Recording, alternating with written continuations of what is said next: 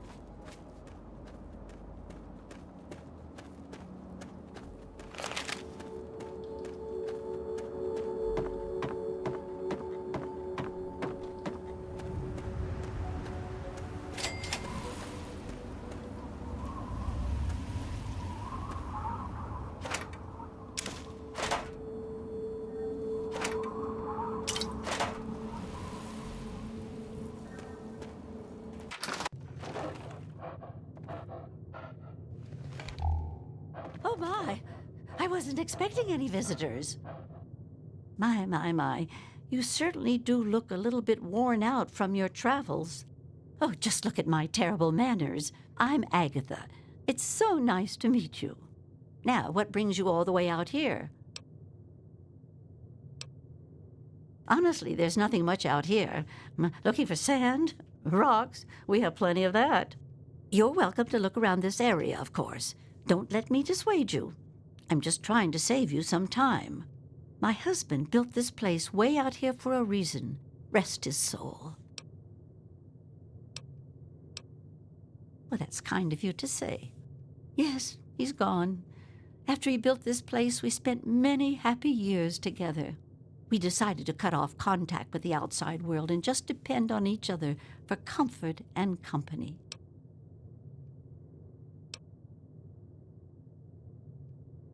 Old?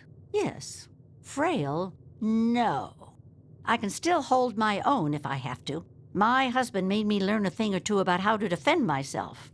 Besides, I have a caravan come through here about once a week to trade. They'd miss me if I was gone.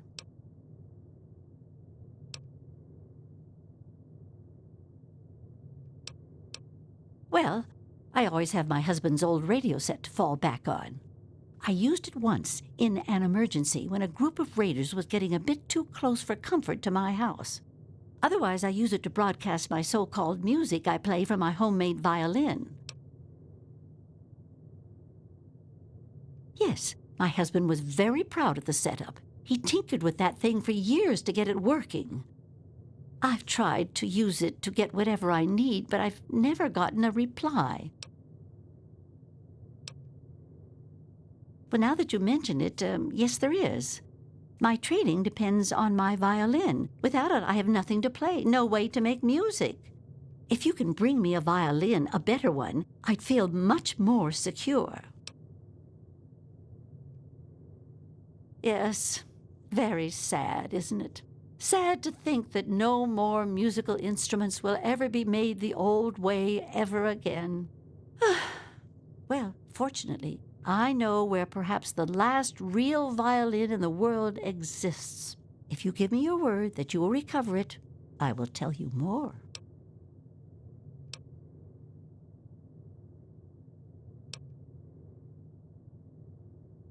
Well, that's just so sweet of you. I feel bad sending you off with nothing like this. I have a small amount of ammunition that my husband left behind, a box of odds and ends. I don't think I've opened it in years. If you do this for me, you're welcome to take whatever you need. Oh, I don't think I've been this happy in years.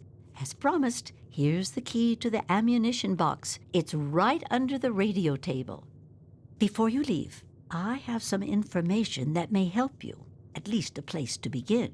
It all starts with my great-great-grandmother Hilda back in 2077, before the bombs fell.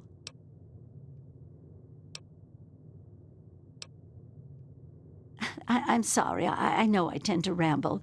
Comes from being lonely.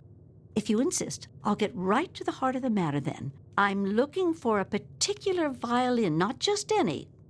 The violin you're looking for is called the Swa Stradivarius.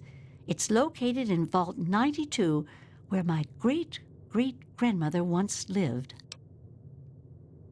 That's the catch. I have no idea where it is. I'd suggest making your way to Vault Tech headquarters in the D.C. ruins. That would be a good place to begin. Good luck! I'm sorry. I wish I did. All I know is that Vault Tech intended it to be a protective environment for the world's musical talent. When the bombs fell, the vault was sealed, and the rest is a mystery. Perhaps when you find it, you can find some sort of a record of what occurred inside.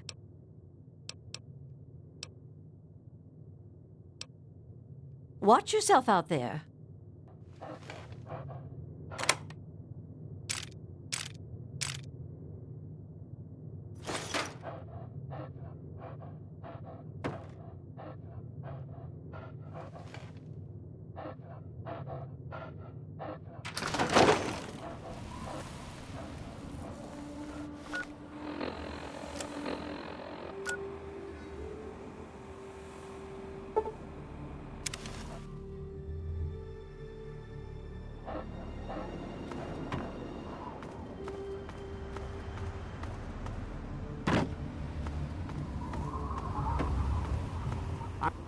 There he is, the hero of the day.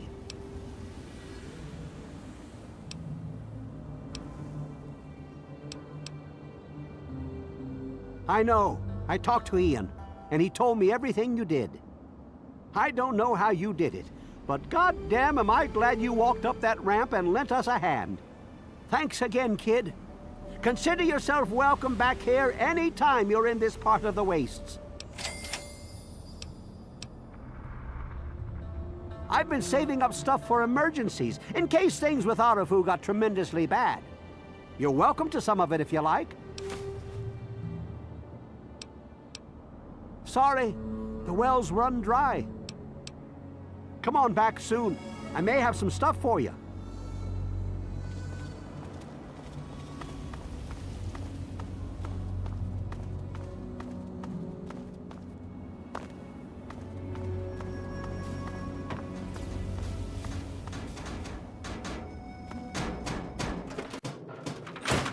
I knew you couldn't stay away.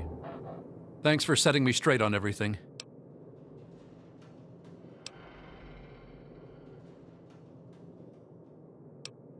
It's weird living in my parents' old house with them gone, but I'll make the best of it. Everyone around here is being nice to me despite what happened, so I guess it all turned out well. Thanks. I suppose not.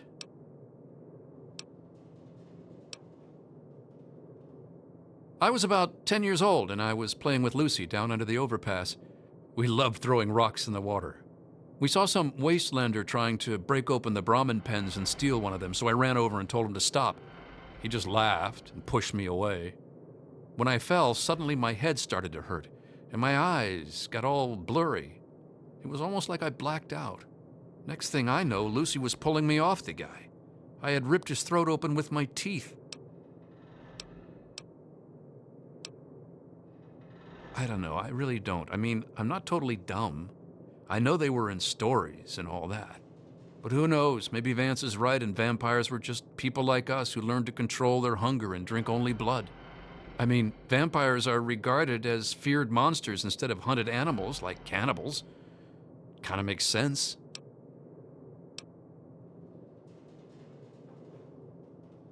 She said I, changed into another person, that I even glared at her and raised my arms like I was gonna kill her. The wastelander took a swing at me with some kind of club. I turned around and jumped on him. I tore his throat open with my teeth. If he wouldn't have done that, Lucy may have been killed too. I just don't know. Lucy said Mom and Dad would never have understood. She told me to keep what I did a secret, and that she'd try and help me. Thanks to Lucy, she was able to stop that from ever happening again for years. Every time I'd feel the hunger, she'd hold on to me and not let go. After a while, the hunger almost seemed to go away until, well...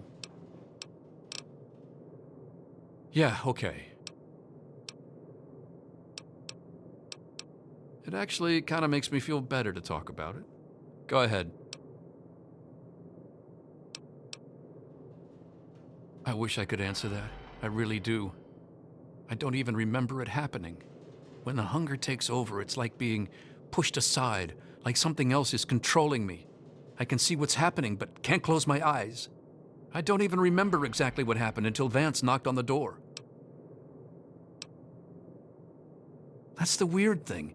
He has some sort of crazy sixth sense about her or something. Maybe all of our kind do. As soon as I was with the family, I really felt at home for the first time in my life. It's like all these people are my real brothers and sisters.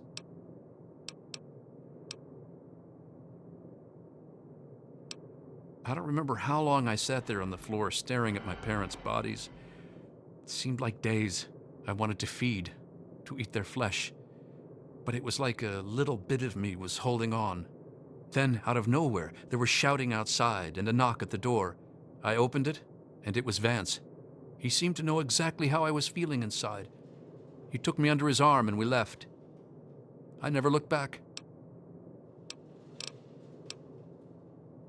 Vance told me later that he was basically covering for me and allowing the family to feed at the same time.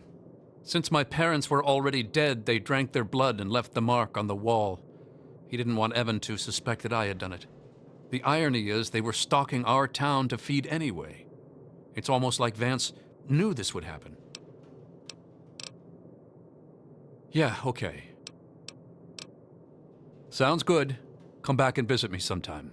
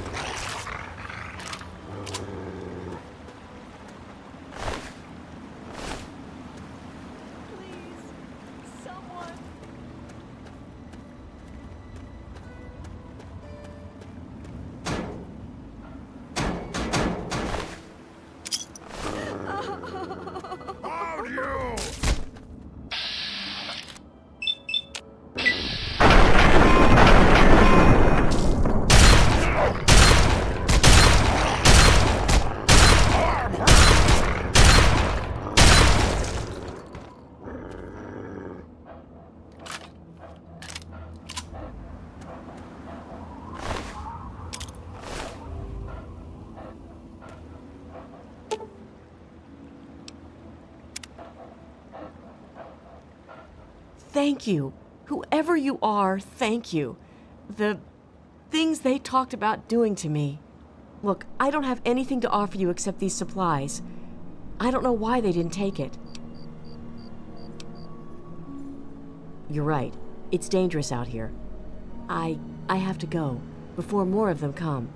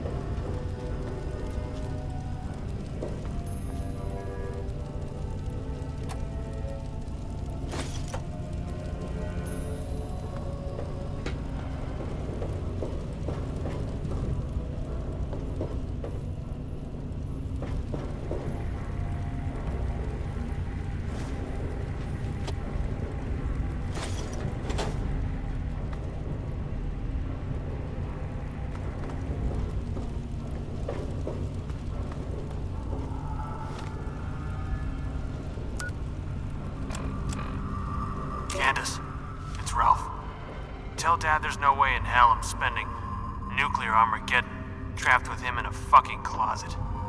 You can have my number. It's 6. Now, if you'll excuse me, I've got a mushroom cloud to walk into. Have a happy Holocaust.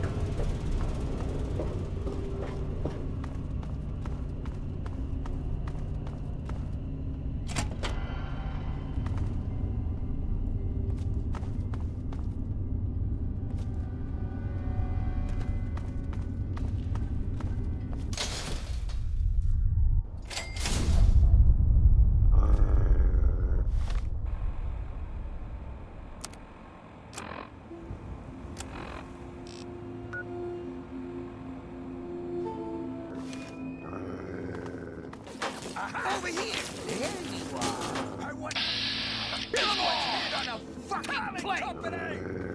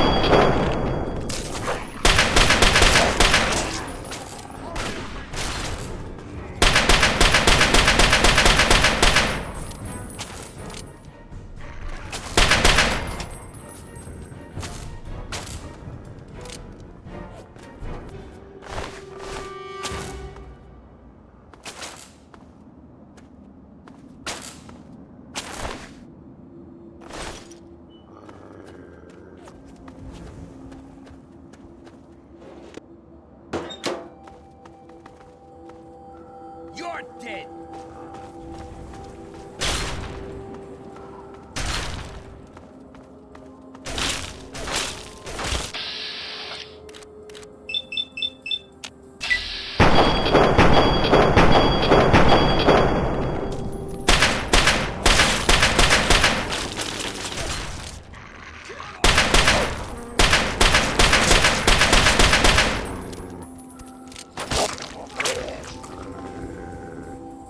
Well now, if it isn't the little saint from the vault.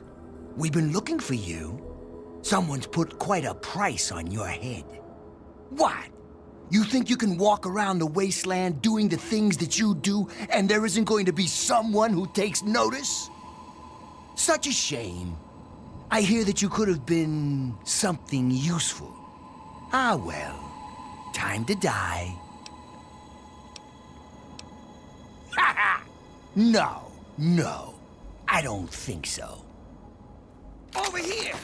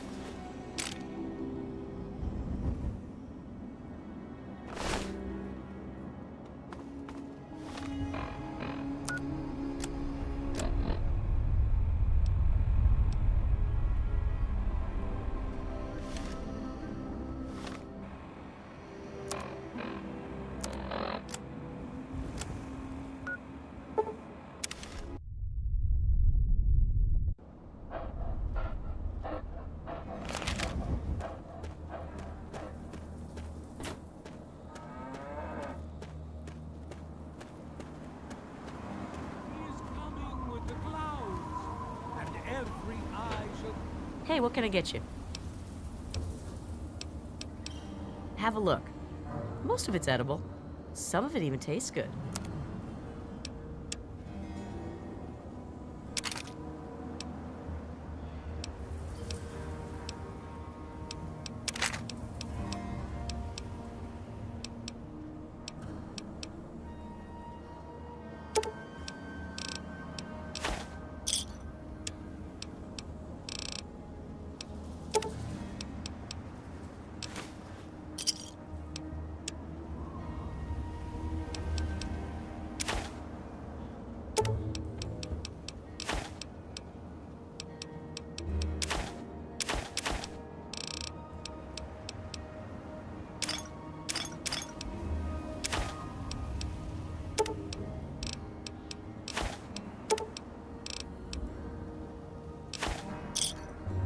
Enjoy.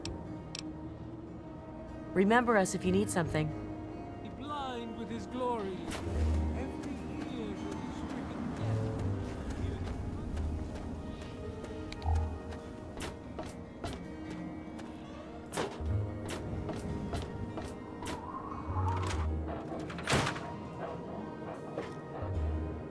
Oh, I can't wait to hear how the repellent's working. Excellent! Finally, mankind will have a way to shoo away those annoying pests without resorting to cruelty or violence. I'll just take that back for my final studies. Oh, but here, I've got lots of leftover chems from the testing. Maybe some of them are your style? There's a lot we don't know about mirelurks and how intelligent and dangerous they are. That definitely deserves research. I hesitate to ask, but I'll need to examine the effects of serious physical trauma.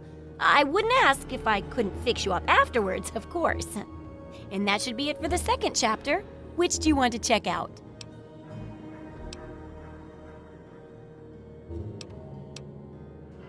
Well, I never get to study anyone who's severely injured, not without them crying to be fixed right away or trying to bleed out and all that. But obviously, you can handle a lot of abuse. So if I'm ever going to find a good example of human anatomy and injury resistance, it'd be you. Next time you get badly injured, return here so I can examine you before I heal you up. I mean, you're going to get yourself hurt anyway, right?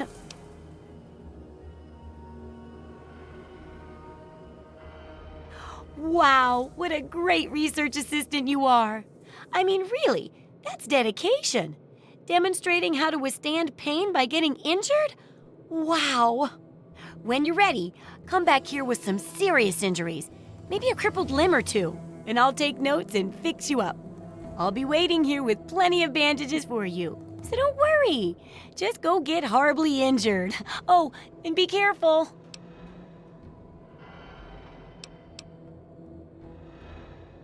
Well, how do you feel?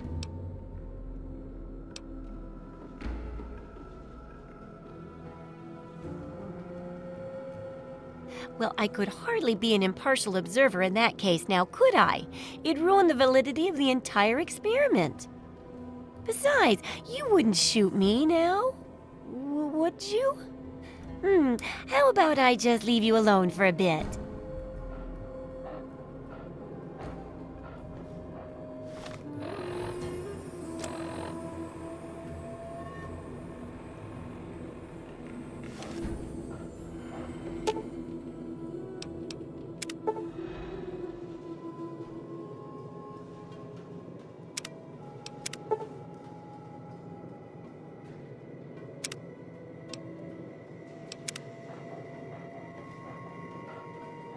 Well, how do you feel?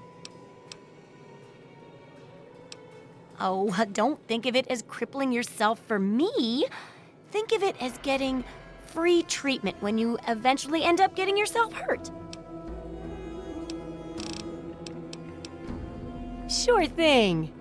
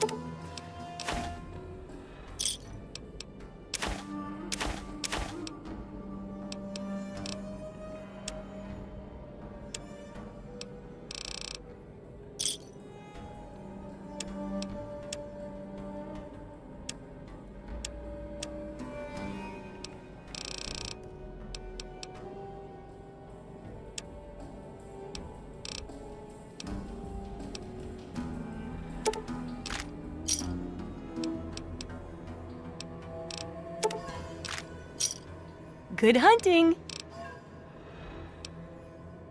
You got caps for me? Then there ain't no problem.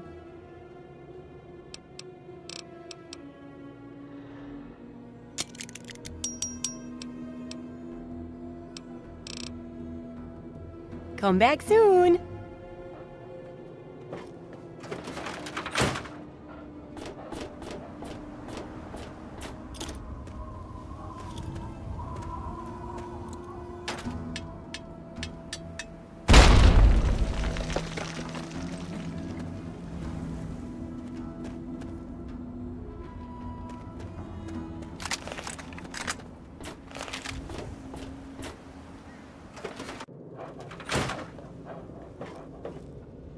Oh, hey! Kinda busy here, but I guess I can talk for a bit. What's up?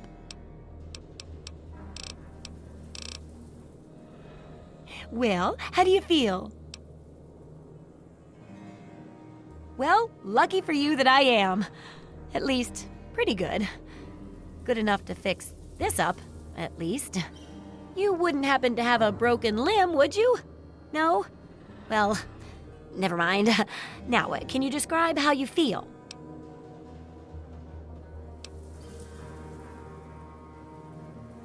Don't think too hard about it. No fair dying on me just because you want your last words to be especially memorable. Well, rest easy and I'll see about fixing you up once I take a few notes. Ugh! How can you be walking around like this?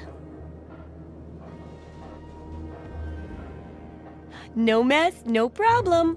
Well, a bit of a mess, but no problem regardless. Here, you know, for the next time you get hurt and I'm not around.